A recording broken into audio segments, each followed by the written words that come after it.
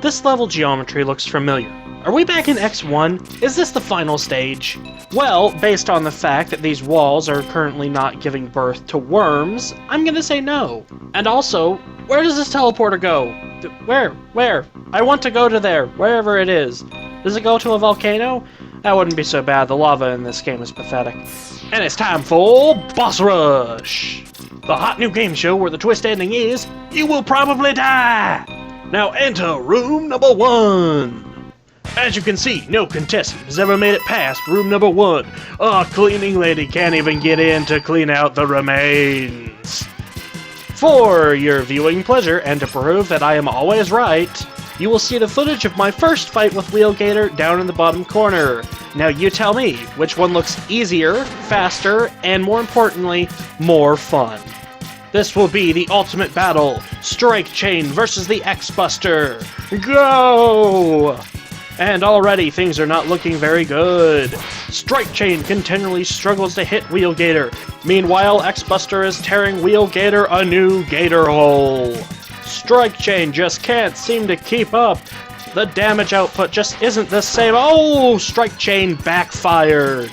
So far, Strike Chain has proven to be a poor match against Gator, causing him to continually repeat his most annoying pattern. And as you saw earlier, it's known to backfire and cause damage to the... Oh, and X-Buster has done it! Before Strike Chain could even get him down to half health, X-Buster has finished the job! I only hope that today we have definitively proved that Strike Chain is a horrible way to fight Gator.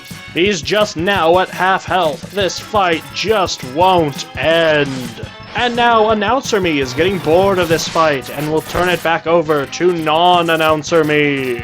Here you go, Me. Thanks, Me. One case I can make for Strike Chain against Gator is that it is technically possible to continually hit Gator with the Strike Chain. Doing so, it is actually possible to destroy him lightning fast. Still, the technique is incredibly difficult, and I have trouble just being able to get that extra hit in on him once. So unless you're using slowdown on an emulator, really just fight him with your Buster. And if you must fight him with Strike Chain, use the Charge Shot. It does double the damage, and really anything that gets this fight over quicker is worth it. But by now, I'm sure you're all sick of me bitching about Strike Chain and Gator, so it's over. Where did that power-up come from? This isn't classic Mega Man. These bosses don't drop anything. On that note, I'm not a fan of how they distributed the recovery items here. You have 4 small items that are kind of a pain to get to, honestly. And while that can be good for filling up your sub-tanks, it's just a little more annoying than it should be. Besides, if you really want to fill up your sub-tanks, there's a much better way to do it. Are you still coming in? Ugh. Finally. And now it looks like we've gone from the sport of gator wrestling to the sport of kick shell, or keep away if you prefer. Now this is how you make a boss with this. Unlike Gator, Crystal Snail's pattern changes into something much faster and, more importantly, much more fun. Alright, well I'm feeling a little guilty about this now, so you know what? Here's your shell back, buddy. What's the matter? Aren't you gonna put it on? I thought you wanted it back. That's why I was keeping it away from you. Oh well, I guess the shell's all mine now. I don't really want it either though, so I'm just gonna leave it there. That's how weaknesses should work. Rather than extending the boss battle, it should shorten it. But I'm starting to sound like a broken MP3 now, so I'll talk about something else. Something not related to you. Remember how much earlier in the game I talked about the theme of Mega Man X2? Well, I think it's about time I elaborate on that. A lot has been said about the theme of Mega Man X being getting stronger, and I can agree with that for the most part. In X1 especially, that theme is very prominent, and it is still here in X2. However, I have found that there's an even deeper theme in X2. How will you use your newfound power? Think about it. With the intro stage, you're fighting this huge robot. He looks and feels immensely powerful. When he jumps, the ground shakes, and when he hits you, you go flying across the room. Yet the reality is, you're taking very little damage from his attacks, and he's taking massive amounts from yours. kinda like wire sponge here. The lesson here is don't mess with Sonic Slicer. Now back to what I was saying. By comparison, the intro boss for X1 just completely destroys you, planting in your head the idea that you need to get stronger, while X2 plants in your head the idea that you're already very powerful. But even with that, you continue to accumulate more and more power, to the point where really you feel unstoppable. And that's where things go wrong. In enter the X-Hunters. Also a moth cocoon thing. Let's burn it! Returning from my getting sidetracked once again, the X-Hunters serve two purposes. One is to put you in your place with their overwhelming power, like Viola. And two is to give you a moral dilemma. You could ignore the X-Hunters and continue gaining power, but if you do, your best friend will be left dismantled in the hands of the enemy, turning your old friend into a new and very powerful enemy. Strangely, kind of like the moth. Seriously, collision damage! Ah! But I digress once again. Theoretically, if you beat the X-Hunters, you'll have an easier time on the final stages.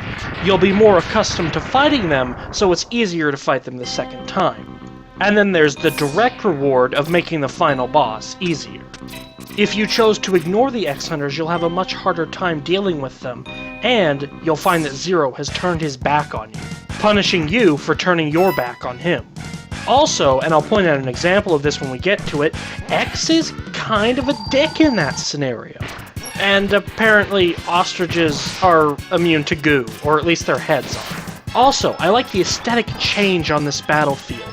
When you're doing the boss rematches, I find it's nice to have different backdrops for each one. It doesn't really change anything, but makes it feel like you're not fighting the exact same boss. Which is the reason that I like to fight each boss once with the Buster and once with a special weapon, even when I'm just playing for fun and not making a video. Of course, the obvious exception to this, blah blah blah, broken MP3, you get the point now. What's interesting is how surprisingly well I'm doing here. Normally, I don't like to fight Overdrive with Crystal Hunter, simply because I just have trouble dodging that one attack. But here, I've done surprisingly well. Oh, don't be like that, Ostrich. You knew you didn't stand a chance. One thing I do kind of miss from the classic Mega Man boss rush is how they just, pew, explode. Whereas here, they just stand there and explode for like 5 seconds. It's mostly noticeable when you're doing the boss rush, but spikes! Interesting. Spikes apparently poop out Mega Mans. Who knew? Anyway, it's not as noticeable when you're just playing normally, but when you have to commentate over a video, it's 5 seconds of dead space that I have to fill with mindless blathering about it's 5 seconds that I have to fill time with. I'm actually kind of proud of myself. I think I did good on the boss rush, especially on Bubble Crab. Usually he does give me some trouble. Not in the killing me way, but just in the damaging me just enough to piss me off way. And really the same could be said for every boss in the boss rush. Usually I have to heal up every round, or use a sub-tank, or take a death, but no, I haven't had to do any of that yet, and I'm pretty proud of myself. Something that I've definitely noticed between my X1 playthrough and this one is that my playing has gotten a lot better. Even just while recording this, I think I've gotten a lot better at the game. And that's very good. Gives me incentive to replay it if I keep getting better and doing things differently. Unfortunately, flying in the face of doing things differently, we have Flame Stack. Well, at least for once I didn't get hit with his initial movement. I got hit with his second movement. And a fireball. Bubble Splash makes him a total joke, but I'm really curious to know if he gets a power boost from that blue fire. He pulled it out near the end of the last battle, and he starts out with it here, so if it does give him a power boost, that's a nice increase in difficulty. But I obviously haven't been paying enough attention to— Ow! A little advice, don't charge Bubble Splash for him. It leaves you wide open while you're charging it. And also, it makes an interesting little noise, and continually drains your weapon energy after you kill him. Yeah, don't worry about it, game, my weapon energy is limitless. Although actually for the purposes of the boss rush I'll never use Bubble Splash again, so go ahead, drain all you want. This has also been a fairly difficult video to commentate over because it's just been so long. And really, we're just fighting bosses we've already fought before, so it's kinda hard to come up with new and interesting things to say. Centipede! See? Silk Shot works really well and all, it gets rid of his most annoying attack, but honestly, I think it makes this fight a little too boring for my tastes. Call me insane, but I like to challenge myself, and Centipede without his tail is certainly not challenging. I give the game developers credit, though, not only on Magnus Centipede, but for all the weakness distributions in general, except for you-know-what. Some Mega Man games forget to take into account how you would actually use the weapon against the boss. Mega Man 8, Tengu Man! Oh no, wait, there's more. How the hell do I hit a flying enemy with a ground-based weapon? Glad I got that out of my system. Nice flip. Eat junk. Why don't they call it Junk Shot? Silk Shot doesn't make much sense, does it? I can never dodge those. What was I talking about before? Oh, right, weakness distribution. It's good. That was about all I had to say. Okay, there's a little more. Things like Silk Shot being able to hit Magnus Centipede when he's on the ceiling, and Magnet Mine being able to hit the second form of a Geo, stuff like that. Nice little details that other Mega Man games tend to overlook. There. I think that's about all I wanted to say. Because hooray, the boss rushes over, and the place is exploding! It's been a while, X. What? Sigma? Yes, Sigma is alive. If you play the original Mega Man games, this shouldn't be a surprise. It seems my X-Hunters have failed.